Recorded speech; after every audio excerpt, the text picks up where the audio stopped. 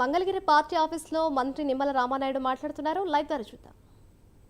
వైఎస్ఆర్సీపీ ప్రచారం అదేవిధంగా ఏదైతే ఉచిత ఇసుక అమలు కావడం లేదు, అక్కడ కూడా మరి 1200 1400 పెట్టి కొనుగోలు చేసి ఇది ఉచిత ఇసుక ఏంటని ఏదైతే మీరు అబద్ధపు ప్రచారం చేశారో, ఈవేళ ప్రజలే మేము ఏదైతే ఎగుమతి ఛార్జీలు బాట ఛార్జీలు మాత్రమే పెట్టుకుని ఇసుకను ఉచితంగానే కొనుగోలు చేసుకుంటున్నామో, ఉచితంగానే ఇసుకను ఇంటికి తీసుకెళ్తున్నామని ఏదైతే ప్రజలు చెప్తూ ఉన్నారో, దానితో అది కూడా మీ విష ప్రచారం అంతా కూడా అబద్ధమని తేలిపోయినటువంటి పరిస్థితి. మళ్ళీ ఈరోజు తల్లికి వందనం మీద కూడా గత 2 రోజుల నుంచి ఏదైతే మీ బ్లూ మీడియా కానీ మీ యొక్క ఏదైతే విష పత్రికలో మళ్ళీ అబద్ధాలు అసత్యాలు అదే మాదిరిగా ప్రచారం చేస్తున్నటువంటి పరిస్థితిని నేను గత 2 రోజులుగా కూడా చూస్తూ ఉన్నటువంటి పరిస్థితి.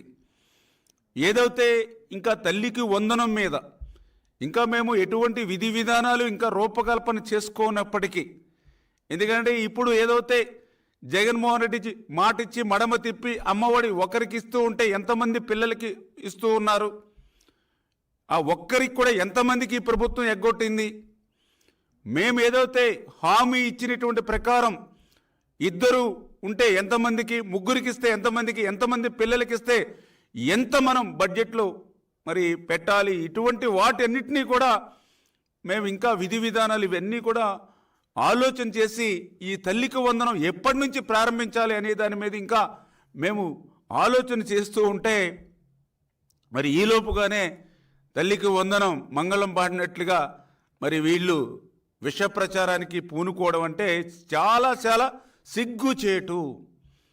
ఎందుకు సిగ్గుచేటు అంటున్నానంటే, తల్లికి వందనం గురించి ఈ వైఎస్ఆర్సీపీ నాయకులకు మాట్లాడేటువంటి అర్హత లేదు అని ఎందుకు చెప్తున్నానంటే, ఆ రోజు ఏదైతే అమ్మ ఒడి గురించి ఆ రోజు ఎన్నికలకు ముందు ఇంటింటికి ప్రచారం చేసినప్పుడు ఆ రోజు చాలా క్లియర్గా మీ ఇంట్లో ఎంతమంది పిల్లలుంటే అందరికీ కూడా అమ్మ ఒడి ఇస్తాము, 2 పిల్లలుంటే 30,000 రూపాయలు ఇస్తాము.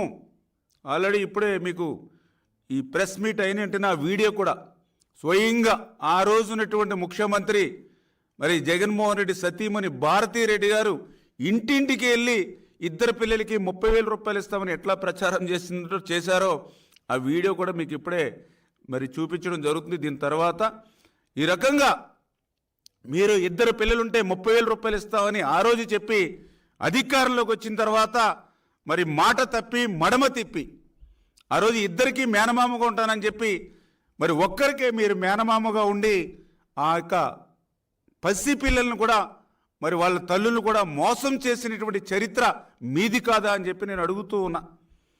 అదేవిధంగా ఆ రోజు మీరు 2019లో మే నెలలో అధికారం చేపట్టిన తర్వాత మీరేదైతే మీ ఎన్నికల హామీ ఏదైతే అమ్మఒడి ఉందో దాన్ని మరి ఒకరికే ఎగ్గొట్టినటువంటి ఇచ్చి మరొకరికి ఎగ్గొట్టినటువంటి ఆ అమ్మఒడి సైతం ఎప్పుడు అమలు చేశారు మీరు?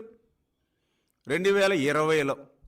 2019లో అధికారంలోకి వచ్చి ఆ మోసం దగా చేసి ఒక్కరికి ఇస్తానన్న అమ్మఒడి కూడా 2020 వరకు కూడా మీరు ఆ పథకాన్ని అమలు చేయనటువంటి మీరు 30 రోజులు కూడా మేము అధికారం రాకకుండానే మరి మమ్మల్ని ప్రశ్నించేటువంటి అధికారం మీకు ఎక్కడుందని చెప్పి వైసీపీ నాయకుల్ని ప్రశ్నిస్తూ ఉన్నా. ఏదైతే ఆ రోజు అమ్మఒడి మోసం దగాతో 15,000 రూపాయలు అన్నారు, తర్వాత దాన్ని 14,000 రూపాయలు అన్నారు, తర్వాత మళ్ళీ మీరు 13,000 రూపాయలు ఇచ్చారు. ఆఖరికి మొన్న ఎన్నికల ముందు చూస్తే చాలామంది తల్లుల అకౌంట్లకి ఆ 15,000 లేదు, 14,000 లేదు, 13,000 లేదు, కొంతమందికి అయితే 9,000 7,000 అది కూడా 2-3 విడతలుగా అందినటువంటి పరిస్థితి దుస్థితి మొన్న ఎన్నికల ముందు కూడా ఆ తల్లులందరూ కూడా మాతో చెప్పినటువంటి పరిస్థితి. అంటే మీరు 30,000 రూపాయలు ఇస్తారని మాట తప్పారు, కనీసం ఒక్కరికి ఇస్తారన్న 15,000 రూపాయలు కూడా ఇవ్వలేకుండా దాన్ని 14, 13, 9కి మరి మోసం దగా చేసినటువంటి మీరు తల్లికి వందనం గురించి మాట్లాడేటువంటి అర్హత మీకు ఎక్కడుంది? అదే ఈరోజు ప్రశ్నిస్తూ ఉన్నా. అంతేకాదు పోయిన మోసం దగా చేసినటువంటి ఆ 13,000 అయినా ఆ 9,000 అయినా 5 సంవత్సరాలు మీరు ఇచ్చారు అధికారంలో ఉన్నప్పుడు. మళ్ళీ 1 సంవత్సరం అమ్మ ఒడిని ఎగ్గొట్టారు. ఇన్ని వాస్తవాలు కళ్ళకు కనిపిస్తూ ఉంటే మరి ఈవేళ సిగ్గు లేకుండా తల్లికి వందనం గురించి మీరు ఎట్లా మాట్లాడగలుగుతారు?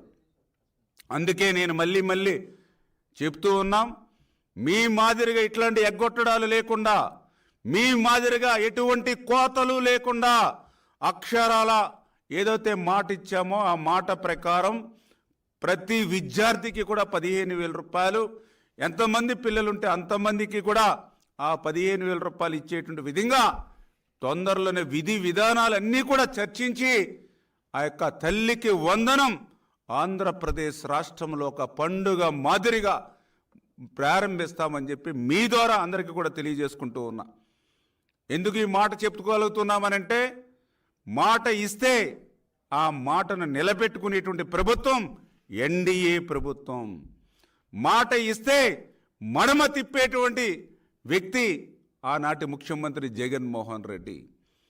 ఎందుకు ఈ మాట చెప్పగలుగుతున్నానంటే, ఏదైతే మొన్ననే మీరు చూశారు, అధికారంలోకి వచ్చిన వెంటనే ఏదైతే పింఛను 3,000 రూపాయలు పింఛని 4,000 రూపాయలు పెంచుతామని ఆ రోజు మాట ఇచ్చి ఆ 3,000 రూపాయలని 4,000 రూపాయలు పెంచడానికి మేము తీసుకున్నది